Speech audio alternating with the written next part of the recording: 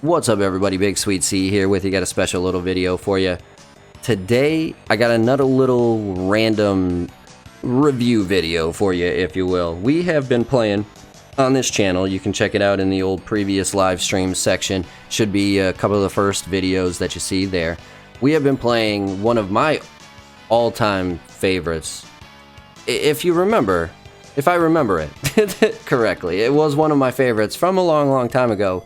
Final Fantasy Mystic Quest from the Super Nintendo era. I remember loving this game as a child, and while I was doing a little bit of research for this video, something kind of came to light. I think this might be one of the most underrated games, maybe in the history of video games, and we'll get into that a little bit later in the video. But I did want to give a little review in case you guys are interested in the old Super Nintendo days. In my opinion, there is no better time period for video games. The Super Nintendo has the, without a doubt, best library of games that I can think of off the top of, and not just off the top of my head, of any of the consoles in history. The Super Nintendo, in my opinion, is the peak of all games. And I know games have kind of gotten better over time with the new graphics and everything, but the library for what was available at the time, I think, blows everybody else out of the water. And so I like to go back and play these games to see where today came from. And I wanted to give you a little heads up on this one if you are kind of the same way, because, like I said, doing the reviews, going back and doing a little research on this, apparently not many people liked this game. But before I get into too much rambling, Final Fantasy Mystic Quest, in case you don't know what it is a spin-off adventure to the Final Fantasy franchise developed by Squaresoft in the late 80s, early 90s. And this one happened to come out in 1992 in North America. It was actually released later in Japan and the EU in 1993, but it was released first in North America in 1992, and it was done so specifically as a way to broaden the gaming world's opinion of RPGs. So it was marketed as a simplified role-playing game designed for entry-level players, in an attempt to broaden the genre's appeal. And so the idea was Square didn't think that Final Fantasy did very well in North America previously, because the American audiences weren't used to the Dungeons and Dragons type stuff, and their feeble American minds were not good enough to handle the attention span or the idea of multiple items doing multiple things and different appearing enemies and random fights and all this stuff. They didn't think it was appropriate for the American audience, and they didn't think our brains were strong enough to handle it. So they wanted to simplify it with Mystic Quest here, and they did. I mean, one of the first things that you notice is you can save it any moment, any time. That is not an RPG thing. So right there, just by being able to do that, it basically takes out all the difficulty of almost the entire game, just because you can save it at any given time, and you don't have to worry about anything going wrong. You know, in my opinion, from what I remember, it was actually a pretty decent little battle system. You know, it was pretty simplistic. You just had a couple of attacks, a couple of spells. I think you have 4 white magic, 4 black magic, and then 4 what are called wizard spells, which are kind of like the more powerful ones.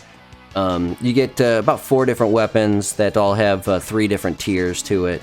And then you have like 3 different armor, or 4 different armor categories, each with, you know, 3 levels of tiers worth of ability. And so it does really simplify it. You know, there is nothing. The biggest thing that I can, you know, kind of remind people of is like the heal potion, right? So, you know, in the normal Final Fantasy franchises, you have heal, which is basically just antidote for poison, or you have antidote, which is just poison. Then you have soft, which is for petrified and allies and stuff.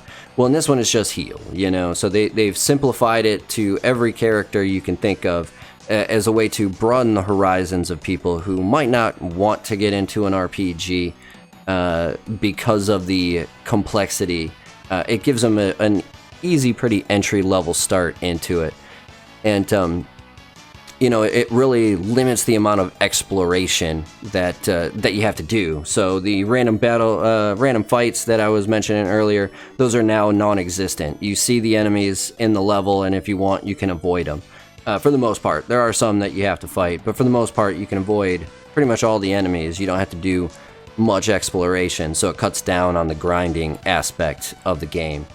The music, though, specifically, the music is fantastic, and it's that 16 kind of bit sprite, which I think gave it a little bit of flair to it. You know, it wasn't the same as all the other Final Fantasy games. This had just come out after what American audiences know as 6, but what we knew as 3. Just came after, you know, 6, and then we had 4, which is our 2 before that. So they, you know, those were both more kind of medieval, mid-century for number 2, and then, you know, futuristic for 3, aka 6. Whereas this one was kind of more of like a Dragon Quest, kind of bubbly, kind of like kid-friendly Nickelodeon version, if you will. And I think for the most part, it did a fantastic job. The story is coherent, easy to understand. A lot of Final Fantasy tends to get lost in translation, I think, and so this one was a very good kind of simplified version of all that. That way you could understand what was going on. And but really, what made me kind of question my own belief system is the reception that this got. It did not do very well. So when it first came out, it only sold 800,000 units, half of which were in Japan. So the majority of it wasn't even sold in the area that they were trying to broaden.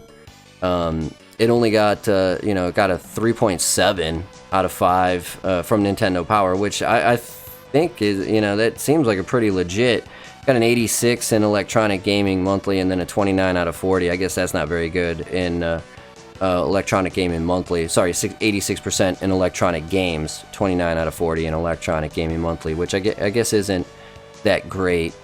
Even the re-releases of it have only gotten an okay at best. But which kind of, you know, makes me question my opinion, because we've been going back and playing this, and I've had a ton of fun playing this. Like I said, it's super simple, but that's the point, you know. Like it's not supposed to be anything more than it is, and I don't know if people appreciate it for what that is. Like it's for, you know, it'd be like expecting, you know, a chicken egg to hatch into like an alligator, you know, and when it doesn't, you're like, why are you just a chicken? Why aren't you a dragon? You know, like, so I mean, I'm curious to know if, what people think on this, whether it happens to be one of the most underrated games of all time, or if maybe I just remember incorrectly and my feeble American mind fell for the bait. Because I generally think I think this is a good one, and it's a great entry level for anybody wanting to get into RPGs that doesn't necessarily think they have the time to invest in one. But yeah, I'm curious about this. I enjoyed Mystic Quest quite a bit, so I'm curious to what you think. Let me know in the comments below. Is Mystic Quest truly underrated, or have I just remembered incorrectly? Do me a favor, hit that comment section below. Either way, that's going to do it for this one. BigSweetC, that's me, wishing YouTube, that's you, wonderful day, night, morning, afternoon, evening, whatever time of day it might be. As long as you're watching, I'm wishing you a wonderful watching time. If you are having a wonderful watching time, please do me that favor, hit that like button, hit that sub button, hit that notification bell. Also, head on over to Twitch, Instagram, and Twitter. Follow me over there at BigSweetC as well. Either way, that's going to do it for this one. Sweetness, signing off. Peace.